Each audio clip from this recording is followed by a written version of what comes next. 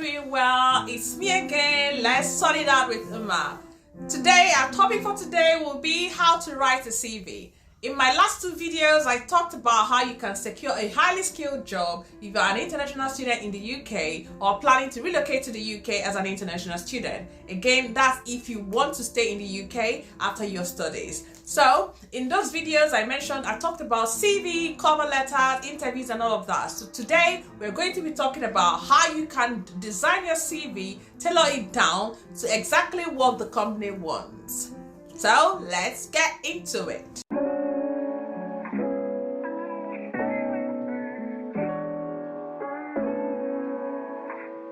A CV stands for curriculum vitae. It's basically more or less like your marketing profile. If you're looking for a job, you have to advertise yourself. So see your CV as your own advertisement. If you have a social media and maybe you're selling something or you're a brand influencer or something, you market your products out there. The same way, if you're looking for a job, you have to make your CV in such a way that it's going to attract the employer. Just like you have a product you're selling, you want to make sales, isn't it? The same way you want to make sales, you put every effort to advertise your product. That is the same way you should make your CV to stand out. So your CV you should see your CV as your marketing platform. It's the only way you can sell yourself, because your interviewer, the employer is not seeing you, and the first impression is your CV, which means CV is very important when you are looking for a job. So I'm going to give you some of the things that you need to have on your CV when you're applying for jobs. I'll be looking down on my phone because I wrote some points there. I don't want to miss any points. Sections you need to include in your CV are: number one, your name, your professional title, and your contact details. So your name, it has to be bold. Well, the structure of your CV doesn't really matter, but it needs to be clean, clear, and precise, straight to the point. The ideal page, according to some recruiters, I don't know how true that is. Well, again, it all depends on your experience, but I think the recruiters, most likely, they don't like CV that is more than two pages. Again, like I said, it all depends on the kind of job. If you're really going for a highly skilled job and you have lots and lots of years of experience, apparently two pages is not enough. So for me, depending on the kind of job I'm applying to, I try to tailor my CV, trim it down to 2 pages. But some jobs, it doesn't allow me to actually trim it to 2. I leave it at 3 or 4. Yeah, my main CV can actually get to 4 pages, 5 pages sometimes. But some jobs, I just leave it. I try as much as I can to make it to be 2 pages. So your name should stand out, because the employer will want to know exactly who they are employing. They don't know you, so your name is what is going to sell for you. Then your professional title. For instance, if you're applying for the job of a project manager, obviously you have to write project manager. Business analyst, expert business analyst, expert project manager, expert customer service, expert accountant, lecturer, teacher, all those jobs. You need to write your title. When it comes to contact details, the contact details required is your email address and your phone number.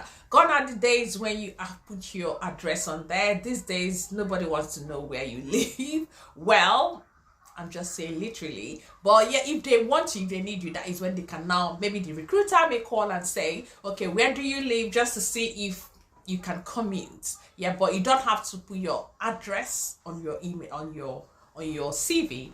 Your email address and your contact phone number, they are the 2 most important things when it comes to your contact. If you have a LinkedIn, you may also include your LinkedIn profile on the title, on the top of your page, where your name, your professional title, and your contact details is. But if you don't have a LinkedIn, you don't have to. Again, it's not necessary, it's not important, it's not vital, but it kind of, LinkedIn is more or less like another platform where you advertise yourself. Is more or less like your virtual CV. So if you have a good LinkedIn, you might as well put the LinkedIn, and the employer will be able to go to your LinkedIn profile and go scan through it. So that having a good LinkedIn profile is a very good way for employers to actually find you. This time around, they're the ones finding you, not the other way around. And the next section is your personal profile. This is the section whereby you sell yourself, but in a very short way. You talk about business statement, your career objectives, who you are, what you're capable of doing, your skills, in fact, just more or less selling yourself in a short paragraph. And this profile, this personal profile, you should tailor it to the job. Okay, let's say for instance you saw a job of a project manager. You obviously are going to tailor your personal profile to that job description. And then maybe for another company you saw a job for cyber security project manager, then obviously what you wrote for the project manager alone is going to be different for that of a cyber security project manager. So make sure you tailor your personal profile on your CV according to the job.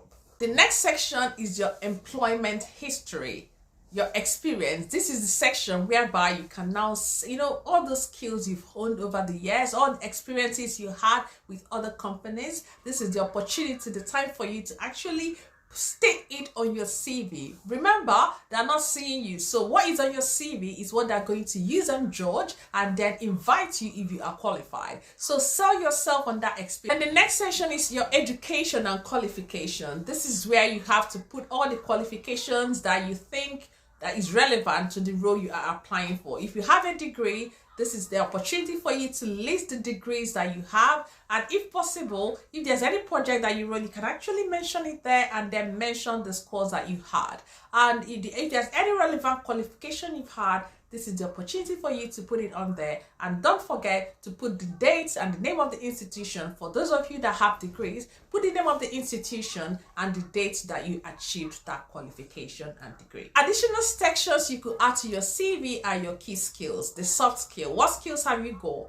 What soft skills are they looking for? What soft skills do you have that you think you can bring to the job? What transferable skills do you have? Some people add their hobbies and their interests, but it's not really relevant. It all depends on the kind of job you're looking for. If your job requires you to show your hobby, your interest, then you might as well put it. For instance, if you're applying for an environmental job, you could put that your hobby is all about climate, you like climate, and so on and so forth. So you have to understand. That is why it's important for you to make a research about the company, understand their culture, and know what they're looking for, and then you can put it there. Because some companies, they just want to know your personality. And having said all this that needs to be on your CV, don't forget about formatting your CV and spacing guidelines. There is a standard being followed here. Like I mentioned earlier, most employers, most recruiters, they always prefer 2 pages. So if you can tailor your CV down to 2 pages, obviously you're an international student, so it's a graduate job you're looking for. Your CV shouldn't be more than 2 pages. Try as much as you can to tailor it down to 2 pages and make sure that they all follow the same format, the same font. If you're not very sure about this, why not download any CV sample and then CV sample. You can download any CV sample and then use the sample to create your own CV. In terms of formatting, we are looking at the headings. Each section must be introduced by big, bold. Obviously, if you're saying, for instance, your education and qualification, it has to be bold. It has to be written in bold because this makes it easier to read. Fonts should be the same. You have to make sure that the font you're using can be read easily, because remember, you're not there to be the one to read your CV to the employer. You're going to send it to them in a digital format, so you have to make sure that the font that you're using for your CV is readable and very, very clear. Once you're done with your CV, make sure you proofread it and that it's consistent. It will be a disaster when your CV, you have actually finished doing a good job on your CV, and then it's just little full stop or grammatical error that will mess up your CV. When it's time for you to save your CV, make sure you save your CV in a PDF format. The reason being that it will be easier for anyone to open up your CV wherever they are, because if you save it in Word, maybe they don't have Word. These days, Word document, you have to actually have a license for it. Maybe you use Google Doc, it might not be compatible, but PDF is always very compatible with every every computer. So make sure you save it on the CV as a PDF. And if that recruiter require a Word document, he or she will contact you to send a Word document if needed. Having talked about what is required on your CV, what you should include on your CV, there are certain things you don't need on your CV, and they are: number one, headshot. You don't need headshot on your CV, especially for UK anyway. I know different countries, you have different ways they do their CVs. I've seen some CVs online and they actually have a headshot, but for UK, you don't require headshot in your CV. Your age and date of birth is not required in your CV. I know some countries, like where I'm coming from, they will always require your date, your age, your date of birth, because they always say that this particular job is, you have to be 25, you have to be less than 25 to do the job. But here in the UK, there's no discrimination in terms of your age. What matters is that your ability to do the job. So age and your date of birth is not required on your CV. Your marital status is not required on CV. It's actually against the law for any employer to ask you about your marital status. Having said all this, your CV is your great chance, your great opportunity, in fact, your best opportunity to get yourself out there and secure a job. So take our time to make sure you do your CV, follow all this format I have just mentioned. And if you follow all these sections, I'm sure you'll be great, because this is a requirement that UK needs. If you want a sample of a CV, let me know, and I can I can give you mine, or maybe I'll just look for another one that is quite suitable and send it to you. And if you think you cannot do your CV, like I said in one of my previous videos, I offer that services. You can contact me and I'll be more than happy to do your service for you for a tiny fee. I hope you like this video. If you like this video, please smash that like button, and I will see you all next time. If you haven't subscribed to my channel, kindly subscribe and please share. I'll see you all next time. Thank you very much, and bye.